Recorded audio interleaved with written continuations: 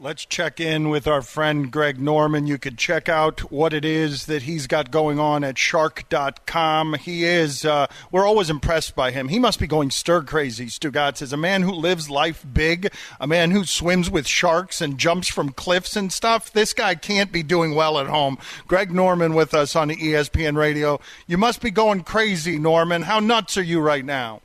Well, I'm actually not really going crazy. I'm doing a lot of irrigation work, running machinery, digging trenches, using backhoes. I'm keeping my skid steers. I'm keeping myself busy on the outside, so I'm doing a lot of landscape work right now. And so you haven't, how have your businesses, you've got so many businesses, how have your businesses been impacted by some of what's happening around here? Well, look, guys, I mean, first of all, there's not a business on this planet that hasn't been impacted to some way, shape, or form. We've all suffered to a degree, and mine's no different. My operating businesses, my shark wake parks, my restaurants, even the retail with Greg Norman Collection and my partnership with ABG out of New York, Authentic Brands Groups, all been affected. There's no question about it. And there's no point in complaining. We're all in this together. I'm doing my part the best I can to make sure that my employees are happy and navigating through these, crappy times that we're all involved with, and and we're going to get there. We are going to come out of the other side. Shark, let me interrupt you real quick. Shark, let me interrupt you. We don't have the ability to dump you when you use foul language here. So if we could, no, it's okay. I understand. Stugotz, what do you have for Greg Norman? And you thought this man wouldn't be busy, Greg? I was reading I'm interested in this because I love golf, and certainly there's a big void in all golf fans' life this week with the Masters not being played, realizing that there are bigger things going on. But I read a story yesterday about your relationship with Tiger Woods and what a kind gesture you made towards Tiger after he won the Masters last year. You drove to his house, which isn't far away, granted, it's a couple of miles, and you left a very nice note at his door. And I know that Tiger has never really acknowledged you because when Tiger became number one, the guy he unseated was you. You were the best golfer in the world. And I found it strange that it took you running into Tiger for him to thank you for that nice note that you left him after winning Augusta. Are you disappointed with how Tiger Woods has treated you, Greg? I do wonder. Look, I wouldn't say I'm disappointed. It's just a little bit confusing, to say the least, because, over my era of playing the game of golf, I respected the guys who came before me and paved the way for me, like Jack Nicklaus and Lee Trevino and Arnold Palmer, Raymond Floyd, Tom Watson, those guys. And I always looked up to them, and I always seek their advice because at some time in your career, you're going to be a pass-through entity. So, at the end of the day, you've got to basically, hand off the baton the best way you can. And I always ask questions of those guys, spend a lot of time with them to understand that my roles and responsibilities going forward as a number one player in the world was to be able to instill those values that they had taught me. And, look, everybody's different. Everybody reacts differently to different things. And so it's not disappointment. I think it was a little bit of confusion. But our conversation that Tiger and I had just recently, it was really cathartic in a lot of ways. We both kind of understood each other, understood the fact of the responsibilities that very, very few players in the world in any sport can really grasp hold of when you are the number one player in the world, and you have to have those responsibilities on your shoulders. And when you have a chance to communicate with somebody in the same situation, it's actually interesting how we all experience the same thing. So it was great to catch up with him, because we have done a lot together. He's won a lot more majors than I have, but at the same time, we are both responsible to some degree in our respective eras for moving the needle forward. Did you get a better understanding, Greg Norman with us on ESPN Radio, after talking to him, why he's been that way? Is it a cutthroat, Michael Jordan, I'm not going to be friends with my competitors thing, or you remain confused even after the conversation?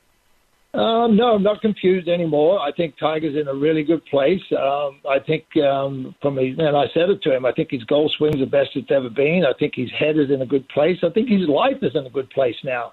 And look, he went through a few years of ugliness, quite honestly, on the court and on the course and off the course. So he's done a very admirable job of turning the situation around. And I said to him, you're going to have a big year. I can see it. And this was all before COVID-19, of course. I said, you're going to have a big year. And because I could see a difference in him. He seemed like he was much more at peace and at his position and all the past was in the past. So, look, I haven't spoken to him since, but I respect him for what he's done. That's why I wrote him a note, because his transformation and to turn things around to win the Masters last year, very, very, very, very few people in the world can do that. Maybe that's why I referenced Roger Federer, because Roger Federer he's like the ever-ready battery. He just keeps going and keeps going and keeps going. Greg, let me do it this way, because I like Tiger Woods. I respect Tiger Woods. I love golf. But I have gotten to speak to you now, I don't know, a half dozen times. I have grown to love you. I have fallen in love with the shark, Greg Norman. And what I am telling you is that conversation doesn't happen unless you randomly run into Tiger Woods. If Greg Norman takes the time to handwrite a note, drive to my house, stick it in my mailbox after I accomplish something great, I am going to sprint to his house. You were just, look, he got it, all right? You're loading up a jerk to Norman. Okay, all right, you can judge the hell out of that. Greg Norman doesn't seem to appear to be willing to. Like, what are you doing? I think we were headed down a path, if you let me finish there, where I think Norman was going to call him a jerk. I mean, I don't know.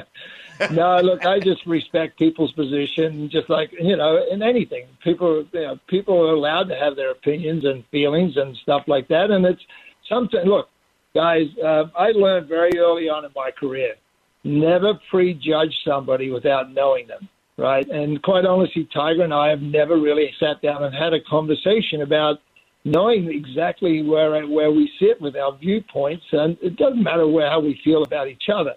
I mean, I can go over history with my golf career of different players that I've encountered that I didn't see eye to eye with them, and then there's players that I was extremely close with, like Severiano Ballesteros, where we both were an inspiration to each other, where we were both trying to help each other with our respective games. I was helping him with his driver because he was the worst driver of the golf ball I've ever seen a professional be.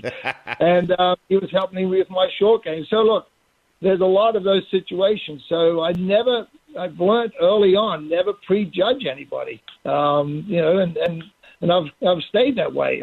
I respect people who achieve certain things, and no different than what's going on today. I respect these people on the task force fighting on the front lines. I respect the healthcare workers, the nurses, the doctors, the military, the first responders.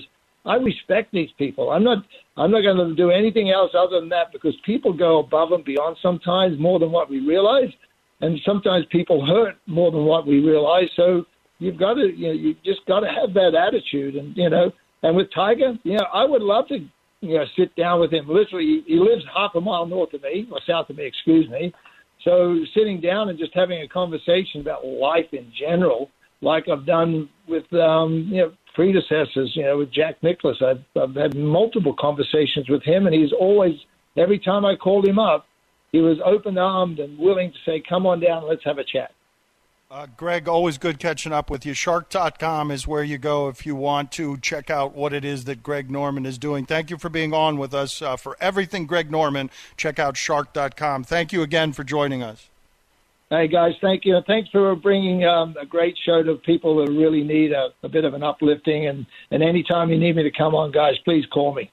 All right, we'll talk to you tomorrow. Yes. All right. Okay, guys. See you later.